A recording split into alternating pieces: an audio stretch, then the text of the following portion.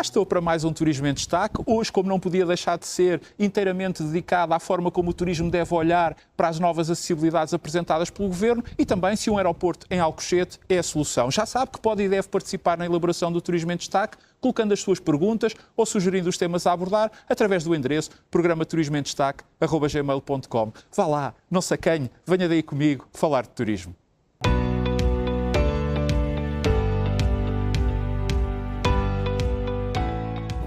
Faz hoje precisamente uma semana que o Governo anunciou a sua decisão sobre um vasto pacote de acessibilidades em resultado da definição da nova localização do aeroporto de Lisboa em Alcochete. Não é por isso de estranhar a enorme quantidade de perguntas e mensagens que a este propósito me foram enviadas para o endereço que está aqui a passar em rodapé, programa turismoemdestaque@gmail.com. Perguntas essas e mensagens essas que naturalmente agradeço e que se justificam porque se há temas que são críticos para o turismo, este é seguramente um deles. Por isso, já sabe, use e abuse do endereço programa turismoemdestaque@gmail.com. Foi justamente com esse propósito que ele foi criado, para que coloque as suas perguntas, para que mande as suas mensagens acerca dos temas que aqui pretende ver abordados. Já sabe que a sua participação é sempre muito, mas mesmo muito bem-vinda e também é fundamental para continuarmos a levar para a frente e por diante este programa. Como aqueles que me acompanham mais de perto bem sabem, este é um dos temas que também mais vezes aqui tenho abordado no Turismo em Destaque, até porque a necessidade de um novo aeroporto é, sem dúvida alguma, um dos maiores garrotes ao desenvolvimento do turismo, da economia e até mesmo de Portugal. Por isso, e antes de passar a uma análise mais detalhada deste pacote de acessibilidades que o Governo apresentou ao país, eu quero começar por aqui dar 4 notas muito rápidas. A primeira, naturalmente, para saudar o Governo por ter, no fundo, cumprido com o prometido. Isto é, uma rápida decisão sobre a localização do novo aeroporto. Cumpriu, assim, com o programa eleitoral e também com o seu programa de Governo. A segunda nota, também a este propósito do Governo, para realçar o respeito que teve pelo conteúdo do relatório da Comissão Técnica Independente, alinhando as suas decisões, quer pelo parecer dado de quem tecnicamente estudou o assunto, quer também por aquilo com que se tinha acordado e comprometido conjuntamente com o Partido Socialista, que, se recorde, liderava o anterior Governo. A isto chama-se coerência política e valorização do trabalho desenvolvido por um grupo independente de peritos. A terceira nota para enfatizar que estas decisões, maiormente a do aeroporto, reuniram de imediato um amplo consenso à sua volta por parte dos demais partidos com representação parlamentar e, de uma forma geral, de toda a sociedade portuguesa, o que é de enaltecer, mas também é bom que se diga, coloca a fasquia mais alta, provavelmente num nível de responsabilidade como nunca tinha estado. E, finalmente, a quarta nota para referir e sublinhar que estamos perante apenas e tão só anúncios. É verdade que eles consubstanciam decisões, mas não menos verdade é que nenhum deles passa de intenções, já que qualquer dos projetos anunciados, seja o aeroporto, seja a ligação de alta velocidade ferroviária a Madrid, seja a terceira travessia sobre o Tejo, estarão prontos amanhã, nem sequer nos próximos anos. Portanto, estamos sempre a falar de muito, mas mesmo muito tempo. Portanto, e não desconsiderando de forma alguma as decisões comunicadas ao país, o facto é que quase que apostava que até ao final desta década, isto é, até 2030, não teremos obra ou, se quisermos, não teremos máquinas no terreno. A exceção poderá ser a ferrovia, mas eu a isso já lá irei. Ora, feita esta introdução, como deve então o turismo olhar para tudo isto? Ou, se quisermos, quais os riscos ou os perigos destas decisões e do que elas em si mesmo encerram de um ponto de vista mais genérico. No fundo, se o turismo e o país podem ou não ficar descansados.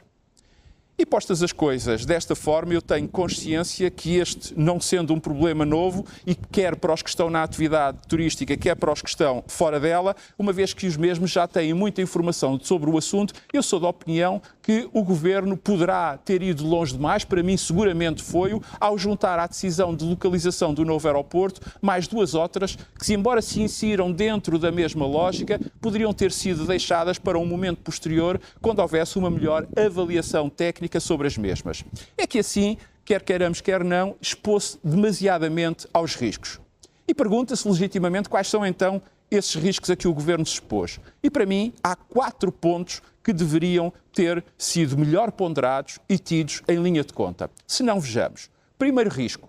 decidiu-se a anunciar a alta velocidade ferroviária até Madrid, uma ligação de 3 horas, considerando que o impacto ambiental do comboio é menor que o avião e que neste momento a rota aérea Lisboa-Madrid possui 1,9 milhões de passageiros por ano, factos e situações estas que são ambas verdadeiras. Só que não se disse porque não se sabe qual o custo do comboio face ao avião. E eu devo confessar que pessoalmente já vi este filme em 2005 e sinceramente o final não foi feliz. Mas também não se explicou porque é que a nossa alta velocidade está a ser feita em bitola ibérica, enquanto toda a alta velocidade espanhola está em bitola europeia, aliás, em conformidade com aquilo que Bruxelas tem pedido aos seus Estados-membros e, portanto, como é que vamos resolver esse problema? Pergunto eu, será por isso que quando vimos a imagem da terceira travessia sobre o Tejo, víamos 2 linhas férreas em cada sentido? Será uma para a bitola ibérica e outra para a bitola europeia? E o custo que isso pode representar? É que, mesmo contando com muitas parcerias público-privadas para fazer este investimento, será, pergunto eu, que haverá dinheiro público para o Estado fazer a sua parte? Não estaremos perante alguma megalomania ou até, se calhar, algum excesso de boa vontade de querer bem fazer? O segundo risco tem justamente a ver com se a decisão da terceira travessia sobre o Tejo entre Chelas e o Barreiro é ou não a mais certa. É que nós não nos podemos esquecer que há mais de uma década que este dossiê não é revisitado. Aliás, a própria decisão é em si mesma tão vaga, uma vez que não se define se a ponte vai ser rodoferroviária, se apenas ferroviária, se tão só rodoviária. Ou seja, aparentemente, também não se percebe ainda se tem em conta as necessidades de operação do próprio Porto de Lisboa, nomeadamente se acautela as manobras dos navios de cruzeiro. É que nós não nos podemos esquecer que do terminal de cruzeiros de Lisboa a Chelas a distância não é grande e os grandes paquetes transatlânticos precisam de manobrar no nosso porto. E nem sequer vale a pena entrarmos aqui pelas questões ligadas aos impactos ambientais. Ora, não teria sido bem mais prudente avaliar melhor o tema antes de decidir? E note-se que aqui não está minimamente em causa a necessidade de uma terceira travessia sobre o Tejo. O que está em causa é a precipitação que houve no seu anúncio. O terceiro risco é para referir, como tantas vezes eu já perdi até a conta, às vezes que aqui tenho mencionado este assunto ou alertado para o mesmo, para algo que Portugal há décadas não possui. Isto é, uma estratégia, ou se quisermos, uma política para a aviação. Ora, esta é, em minha opinião, talvez o maior e o mais indesculpável falha deste pacote de medidas. Eu recordo que o setor da aviação, para além das infraestruturas aeroportuárias, inclui ainda o transporte aéreo, a navegação, o controle, a segurança e a regulação aéreas, os serviços em terra, a construção de aeronaves e a produção de componentes para as mesmas. E, para além disto, as nossas necessidades aeroportuárias decorrem em grande parte do crescimento que a TAP tem vindo a revelar, dado que para existir um hub é imprescindível que haja uma companhia que faça desse aeroporto a sua base de operações. A grande questão que, mais uma vez aqui sublinho, é que sem termos uma estratégia para o setor da aviação, arriscamos a que de hoje para amanhã, que um grupo europeu, que é aquilo que mais se fala, acabe por comprar a TAP e mais tarde ou mais cedo dizermos adeus ao hub, porque inevitavelmente ele será esvaziado, quer em termos de critérios de racionalidade económica, quer em termos de propostas de valor para os passageiros e, entretanto, corremos o risco de ficar com um aeroporto a meio ou, mesmo que já estando pronto, com capacidade e volume de tráfego que não é possível satisfazer. E ainda por cima, servido por uma ligação de alta velocidade ferroviária que nos coloca a 3 horas do maior hub da Península Ibérica, que ainda por cima é a base de um dos potenciais compradores da TAP. Serei apenas eu a ver isto, ou é justamente por estas e por outras que já há muito e que é urgente termos de uma vez por todas, que o país defina de uma vez por todas uma estratégia para a sua aviação? A resposta a esta pergunta parece-me mais do que óbvia. E, finalmente, o quarto risco é que todas estas decisões partem de 2 grandes pressupostos. Um é que a construção do novo aeroporto correrá por conta da concessionária, a ANA Aeroportos, propriedade, como se sabe, da Vinci. Ora, apesar desta mesma concessionária ter vindo quase imediatamente dizer da sua disponibilidade para avançar, eu creio não ser exagero antecipar que nem tudo serão rosas ou facilidades nestas negociações. É que não há almoços grátis. E a única localização com que a ANA estava totalmente comprometida era com o Montijo, como se sabe, com um custo substancialmente inferior. Daí que tenha defendido a decisão até à última. Ora, ninguém muda do dia para a noite com tanta facilidade. Isso significa que tudo o que foi agora anunciado depende de ser necessário compensar quem vai investir de facto no novo aeroporto. E tal só é possível aumentando o prazo da concessão para além de 2062 e também as taxas aeroportuárias cobradas, já que as outras receitas provenientes de operações não aéreas no aeroporto serão desde logo contempladas nos planos de negócio e de investimento da concessionária.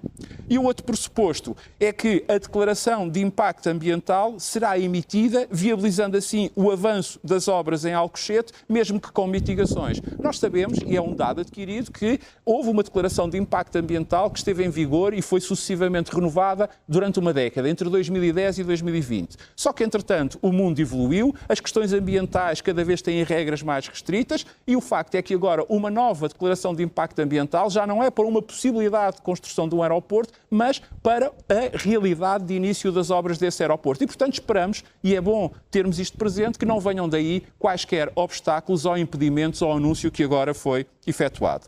Em conclusão, e como se vê, este será um tema ao qual inevitavelmente aqui voltarei. A rapidez da decisão do Governo é de facto de saudar, mas a ambição em excesso poderá provocar que o passo acabe por ser maior do que aquele que as pernas permitem. Mais a mais, como se viu, quando houve tão pouco turismo e tão pouco conhecimento turístico nestas decisões, o que é pena e justifica o título deste episódio oscilar entre uma afirmação e uma interrogação.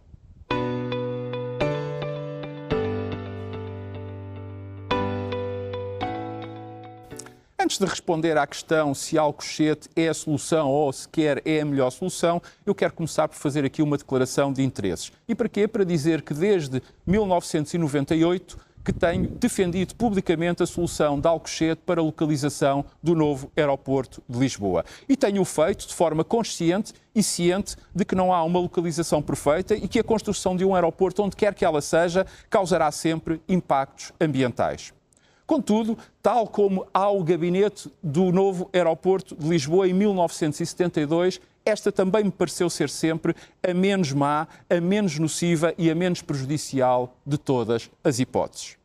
Não posso também deixar de aqui referir que, em virtude da falta de capacidade económica ou financeira do país, que levou a que em 2011 fosse adotada a possibilidade de uma solução dual para ultrapassar os constrangimentos turísticos e aeroportuários existentes, à altura em que se defendeu e se promoveu a solução do Portela mais um, sendo esse mais um o Montijo, a mesma mereceu a minha adesão, apesar de provisória, e das muitas reservas que tinha devido aos impactos ambientais que ela poderia causar, dado que, pior do que tudo isso, era o país, a economia e o próprio turismo continuarem estrangulados por falta de capacidade para acolhermos todos quantos nos pretendiam visitar e aqui gastar o seu dinheiro criando riqueza, emprego, coesão social e territorial.